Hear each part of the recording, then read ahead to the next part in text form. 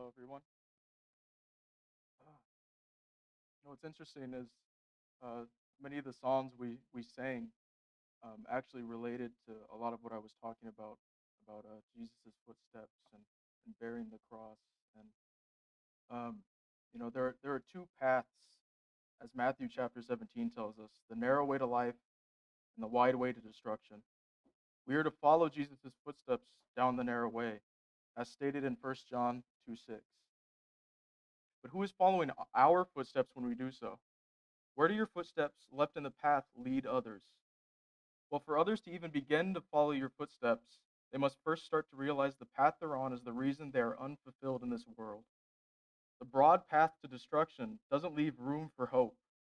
Only Christ does. But secondly, and very importantly, they must be humbled. Being humble is important in your walk, as stated in Ephesians 4:2. How can you take that first step on the path of truth and life arrogantly when it was paved with the blood of the most humble one in existence? It is a path that was meant to be walked by the standards of the King of all, not your own standards. But many times people find the narrow way through being humbled by the trials of this world. God will humble souls to prepare them to walk the narrow way. The walls that block you in life can be impossibly tall. This causes many to be so busy looking up at how high these walls are that they don't notice the cross shaped door at the bottom. Many want to keep holding their head high over Christ and his followers, but if they just lowered it past the lies of this world, they would see truth. I used to hold my head high as well. Criticizing my own dad's attempt at this narrow way, I would judge his imperfect footsteps. Ironic that I critiqued his attempts at everlasting life, not knowing what it truly meant, while I gleefully walked towards destruction as countless souls do. He would try to pique my interest here and there, but I only cared for the things in this world. But then one day, my dad passed away in front of me. I tried to save his life with the help of 911 on the phone, but I was helpless. He was probably gone before the paramedics even got there. The one I used to criticize on the path parallel to me was no longer walking alongside me. As my mom began to reminisce of my dad, I began to feel as if I never truly knew his heart.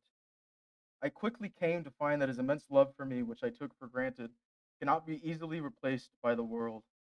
I came to a dead end on a path that only promised pain and destruction. I wanted to know more about the father I took for granted and followed the imperfect footsteps my mother had pointed out. It was the footsteps of my earthly father that would eventually lead me to the Father. I desperately searched this narrow path. As I took my first steps on the path of life, I had very wobbly footprints from my own walk. When looking at my footprints, you would see that I walked in circles. Wouldn't even see a few face prints. And you might even see a snow angel. I became confused at points in my walk, as many do.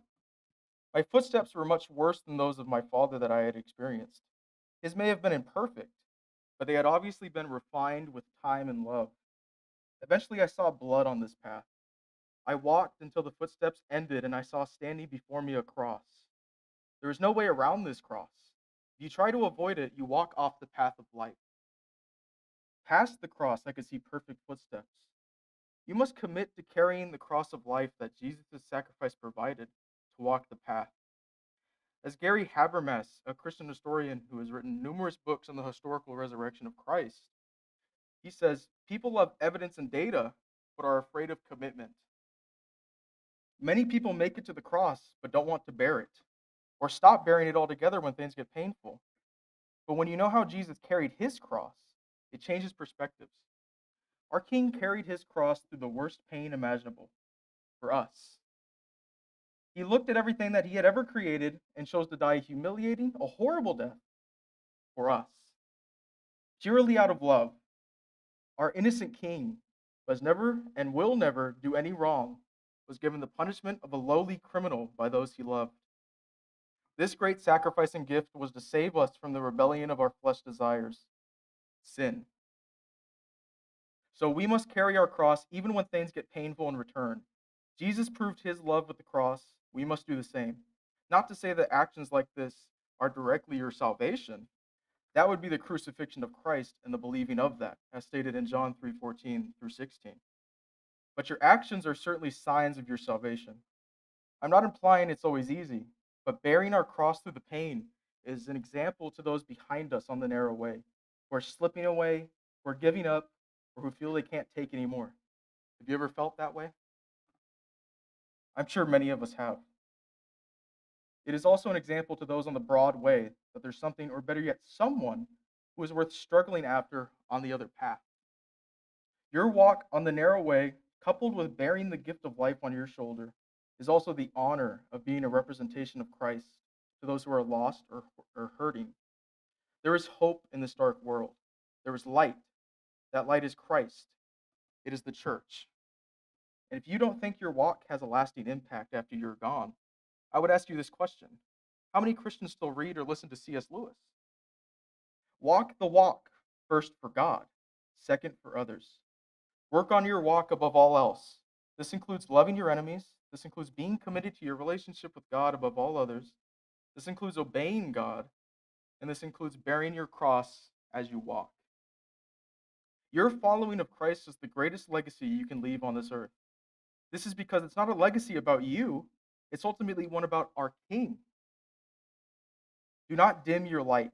Do not let your flesh dictate your rebellion. Rebel against the king of darkness in this world, which has caused you so much pain, not the king of your soul. Be servants of God, just as he was to us.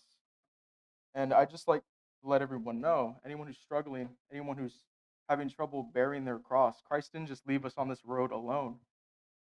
He left us with the church and prayer and his power to keep bearing that cross.